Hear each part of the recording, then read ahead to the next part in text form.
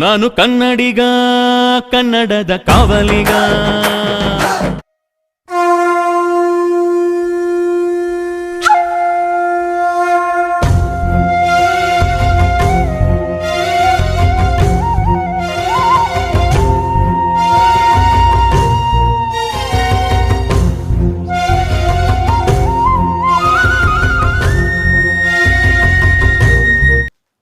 ಸ್ನೇಹಿತರೆ ನಮಸ್ಕಾರ, ನಾನು ನಿಮ್ಮ ಪ್ರೀತಿಯ ಜೈ ಕರ್ನಾಟಕ ರವಿ.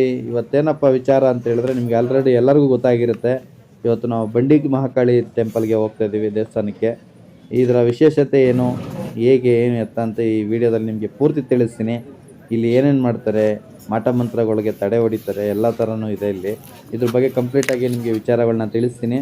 ದಯವಿಟ್ಟು ಈ ವಿಡಿಯೋ ಪೂರ್ತಿ ನೋಡಿ, ಆ ತಾಯಿ ನಿಮಗೂ ಒಳ್ಳೇದು ಮಾಡಲಿ ಅಂತ ಕೇಳ್ಕೊತ ಬನ್ನಿ. ಅಮಾವಾಸ್ಯೆ ಪ್ರಯುಕ್ತ ನಾನು ಇವತ್ತು ಬೆಳಗ್ಗೆ ಎದ್ದು ಬೇಗನೆ 4 ಗಂಟೆಗೆ ಎದ್ದು ನಾನು ಸ್ನಾನ ಮಾಡಿಕೊಂಡು ಮನೆ ಬಿಟ್ಟರೆ ಇಲ್ಲಿಂದ ನನಗೆ 1/4 ಗಂಟೆ ಅಷ್ಟೇ ಬೇಕಾಗಿರೋದು. ಬೇಗ ಹೋದಷ್ಟು ಈ ದೇವಸ್ಥಾನಕ್ಕೆ ಬೇಗ ದರ್ಶನ ಮಾಡಿಕೊಂಡು ಬೇಗ ಬರ್ಬೋದು. ಲೇಟ್ ಆದಷ್ಟು ಬಹಳ ಲೇಟ್ ಆಗುತ್ತೆ, ಜನಗಳು ತುಂಬ ಜಾಸ್ತಿ ಆಗ್ತಾರೆ. ನಾವು ಹೋದಾಗ ಅಷ್ಟು ರಶ್ ಇರಲಿಲ್ಲ, ಶುರು ಮಾಡಿದ್ರು, ಇನ್ನೂ ಓಪನ್ನೇ ಮಾಡಿರಲಿಲ್ಲ. ನೋಡಿ ಅಡುಗೆ ಗಿಡಿಗೆ ಎಲ್ಲ ಸ್ಟಾರ್ಟ್ ಮಾಡಿದ್ದಾರೆ ಪ್ರಸಾದ ಕೊಡೋದಕ್ಕೆ. ಬಟ್ ಈಗಲೇ ಕೊಡಲ್ಲ ಅಂದ್ಕೊಂಡಿದ್ದೀನಿ ನಾನು. ಬನ್ನಿ ಹೋಗೋಣ, ಹೇಗಿದೆ ಏನು ಎತ್ತ ಅಂತ ನಿಮಗೆ ನಾನು ತೋರಿಸ್ತೀನಿ. ಹಾಗೆ ಫಸ್ಟ್ ಟೈಮ್ ನೋಡ್ತಿದ್ರೆ ದಯವಿಟ್ಟು ನಮ್ಮ ಚಾನಲ್ನ ಸಬ್ಸ್ಕ್ರೈಬ್ ಮಾಡ್ಕೊಳ್ಳಿ, ಸಪೋರ್ಟ್ ಮಾಡಿ. ನಿಮ್ಮ ಸಹಕಾರ ಸಪೋರ್ಟು ನಮ್ಮ ಮೇಲೆ ಹೀಗೆ ಇರಲಿ ಅಂತ ಕೇಳ್ಕೊಂತ ಸ್ನೇಹಿತರೆ, ಈ ದೇವಸ್ಥಾನ ಇರೋದು ನಮ್ಮ ಗವಿಪುರಂ ಗುಟ್ಟಳ್ಳಿಲಿ ಇರೋದು. ಇದು ಕೆಂಪಾಬುದಿ ಕೆರೆ ದಡದಲ್ಲಿ ನೆಲೆ ಊರಿರೋದು ತಾಯಿಗಳು. ಬೆಟ್ಟದಲ್ಲೇ ಉದ್ಭವ ಆಗಿರೋಂಥ ತಾಯಿಗಳು. ನಿಮಗೆ ಫಸ್ಟ್ ನಾನು ವಿಡಿಯೋ ಹಾಕಿದೆ ನೋಡಿರ್ತೀರ, ಆ ಥರ ಉದ್ಭವ ಆಗಿರೋಂಥ ವಿಗ್ರಹ ಇದು. ಬೆಟ್ಟದ ಫುಲ್ ಇದೆಲ್ಲ ಬೆಟ್ಟನೇ ಇರೋದು ಇದೆಲ್ಲ. ಆಮೇಲೆ ಇನ್ನೊಂದು ಇಂಟ್ರೆಸ್ಟಿಂಗ್ ಏನು ವಿಚಾರ ಅಂದರೆ ಸ್ನೇಹಿತರೆ, ಈ ದೇವಸ್ಥಾನ ನಮ್ಮ ಕೆಂಪೇಗೌಡರು ಬೆಂಗಳೂರು ಕಟ್ಟಕ್ಕೆ ಮುಂಚೆನೇ ನಿರ್ಮಾಣವಾದಂತಹ ದೇವಸ್ಥಾನ ಇದು ಅಂತಲೂ ಕೂಡ ಇತಿಹಾಸ ಇದೆ. ಇಲ್ಲಿ ನಾವು ದೇವಸ್ಥಾನ ಒಳಗಡೆ ಎಂಟ್ರಿ ಆದ ಹಿಡ್ಕೆನೆ ಇಲ್ಲಿ ಕೈಕಾಲು ತೊಳ್ಕೊಳ್ಳಿಕ್ಕೆ ನೀರು ವ್ಯವಸ್ಥೆ ಇದೆ. ಪ್ರತಿಯೊಬ್ಬರು ತೊಳ್ಕೊಂಡು ಹೋಗಿ ಒಳಗಡೆ.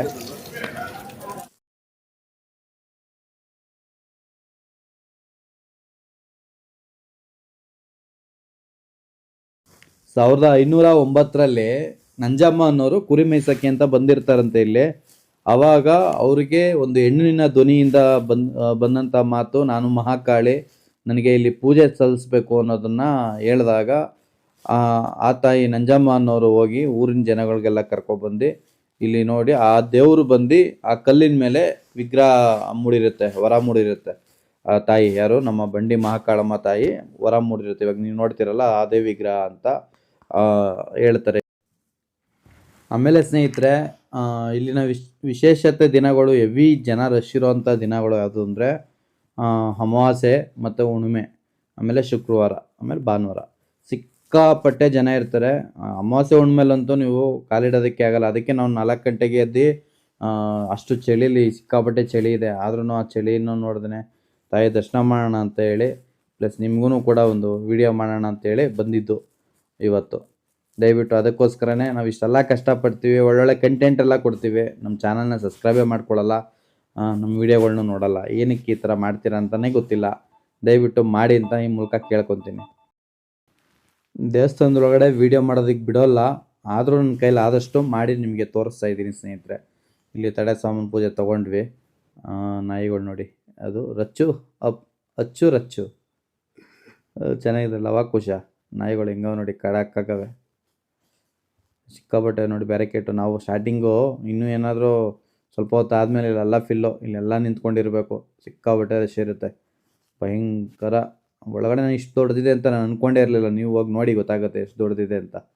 ಆದಷ್ಟು ನನ್ನ ಟಿಪ್ಸ್ ಏನಂತ ಹೇಳಿದ್ರೆ, ನೀವು ಬೆಳಗ್ಗೆ ಬೇಗ ಹೋದಷ್ಟು ಒಳ್ಳೆಯದು. ಲೇಟ್ ಆದಷ್ಟು, ಸ್ವಲ್ಪ ಬಿಸಿಲು ಜಾಸ್ತಿ ಆದಷ್ಟು ರಶ್ ಜಾಸ್ತಿ ಅಂತ ನನ್ನ ಅಭಿಪ್ರಾಯ. ಒಂದು ಟೈಮ್ ಹೋಗಿದ್ವಿ ಯಾವುದೋ ಅಮಾವಾಸ್ಯೆಯಲ್ಲಿ, ಸಿಕ್ಕಾಪಟ್ಟೆ ರಶ್ ಇತ್ತು, ವಾಪಸ್ ಬಂದುಬಿಟ್ಟಿದ್ವಿ ನಾವು. ನಮ್ಮ ಫ್ಯಾಮಿಲಿ ಕರ್ಕೊಂಡು ಹೋಗಿದ್ದೆ ನೋಡಿ. ಇಲ್ಲಿ ಅವರ ಫ್ಯಾಮಿಲಿದು ಯಾವಾಗಿಂದ ಪೂಜೆ ಮಾಡ್ಕೊ ಬಂದಿದ್ದಾರಲ್ಲ ಅವ್ರ ಫ್ಯಾಮಿಲಿದು, ಅಜ್ಜಿ, ತಾತ, ದೊಡ್ಡಪ್ಪ, ಆ ಥರದ್ರದ್ದು ಎಲ್ಲರದು ಇಲ್ಲಿ ಫೋಟೋ ಹಾಕ್ಕೊಂಡಿದ್ದಾರೆ, ಅವರ ವಂಶಸ್ಥರದ್ದು.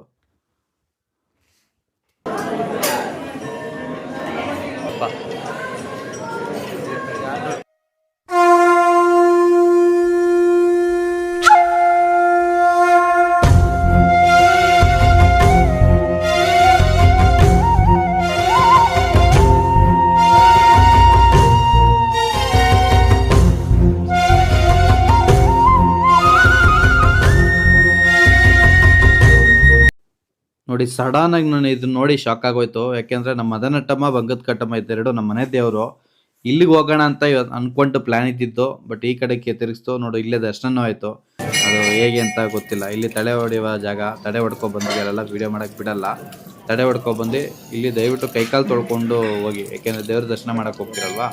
ಈಗ ತೊಡೆ ಹೊಡ್ಸ್ಕೊಂಡು ಆದಮೇಲೆ ದೇವ್ರ ದರ್ಶನಕ್ಕೆ ಹೋದರೆ ಒಳ್ಳೆಯದು ಅಂತ ಇಲ್ಲಿನ ಪದ್ಧತಿ. ಇಲ್ಲಿ ತೊಳ್ಕೊಂಡು ಕೈಕಾಲು ತೊಳ್ಕೊಂಡು ಹೋಗಿ ಆಮೇಲೆ ದರ್ಶನ ಮಾಡ್ಕೊಳ್ಳಿ.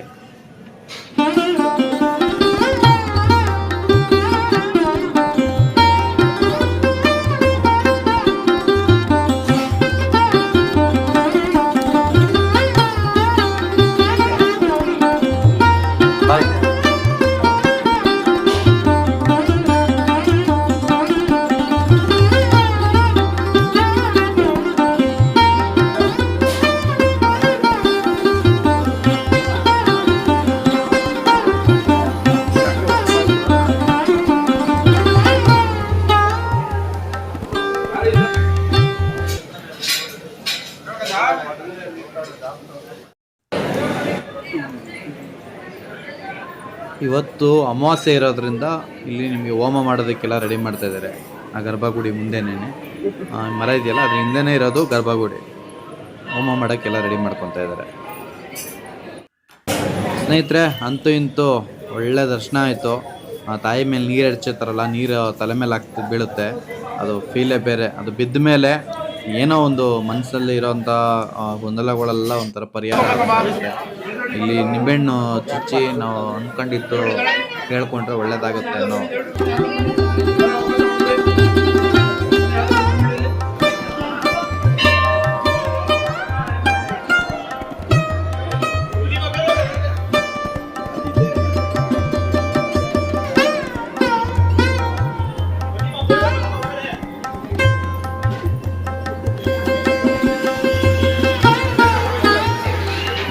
ದಿನೇನ ಲೇಟ್ ಆಗಿದ್ರೆ ಇವತ್ತು ಅಷ್ಟೇ, ಬಟ್ ಆದರೂ ಇವತ್ತು ಅಷ್ಟು ರಶ್ ಬಂತೆ. ಸ್ನೇಹಿತರೆ, ದರ್ಶನ ಅಂತೆಲ್ಲ ತುಂಬ ಸೂಪರ್ ಆಗಾಯಿತು. ಇಷ್ಟೇ ಸ್ನೇಹಿತರೆ, ತುಂಬ ಪುರಾತನ ದೇವಸ್ಥಾನ. ತಾಯಿ ಮಹಿಮೆ ಶಕ್ತಿ ತುಂಬ ಅಪಾರ ಇದೆ. ನಿಮಗೇನಾದರೂ ಮಾಟ ಮಂತ್ರ ಮಾಡಿಸಿದ್ರೆ, ಏನಾದರೂ ಆ ಥರ ಎಲ್ಲ ತೊಂದರೆ ಇತ್ತು ಅಂದರೆ ಬನ್ನಿ ಇಲ್ಲಿ ತಡೆ ಓಡಿಸಿ. ಅಮಾವಾಸ್ಯೆ ಟೈಮಲ್ಲಿ ದೇವರು ನಿಮ್ಗೆ ಒಳ್ಳೇದು ಮಾಡುತ್ತೆ ಅಂತ ಕೇಳ್ಕೊತ ಈ ವಿಡಿಯೋನ ಇಲ್ಲಿಗೆ ಮುಗಿಸ್ತಾ ಇದ್ದೀನಿ. ನೀವು ಹತ್ತಿರ ಇದ್ದರೆ ಬರ್ಬೋದು. ಆಮೇಲೆ ನೆಕ್ಸ್ಟು ಸ್ನೇಹಿತರೆ, ನಿಮಗೆ ಇಲ್ಲಿ ಬೆಂಗಳೂರಿಗೆ ಹತ್ತಿರ ಇರೋಂಥ ದೇವಸ್ಥಾನನೇ ಆಗಿರಲಿ, ಒಳ್ಳೆ ಪ್ಲೇಸ್ ಯಾವ್ದಾದ್ರು ನಿಮ್ಗೆ ಐಡಿಯಾ ಇತ್ತು ಅಂದರೆ ದಯವಿಟ್ಟು ನಮಗೆ ಮೆಸೇಜ್ ಮಾಡಿ ತಿಳಿಸಿ ಅಂತ ಕೇಳ್ಕೊತ ಈ ವಿಡಿಯೋನ ಇಲ್ಲಿಗೆ ಮುಗಿಸ್ತಾ ಇದ್ದೀನಿ. ಇಷ್ಟ ಆಯಿತು ಅಂದರೆ ದಯವಿಟ್ಟು, ಇಷ್ಟ ಆದರೆ ಸಬ್ಸ್ಕ್ರೈಬ್ ಮಾಡ್ಕೊಳ್ಳಿ.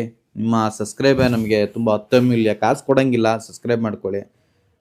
ಇಷ್ಟು ಹೇಳ್ತಾ ಈ ವಿಡಿಯೋನ ಇಲ್ಲಿಗೆ ಮುಗಿಸ್ತಾ ಇದ್ದೀನಿ. ಎಲ್ರಿಗೂ ಒಳ್ಳೆಯದಾಗಲಿ. ಜೈ ಹಿಂದ್, ಜೈ ಕರ್ನಾಟಕ. ಬಾಯ್ ಬಾಯ್ ಬಾಯ್ ಸ್ನೇಹಿತರೆ.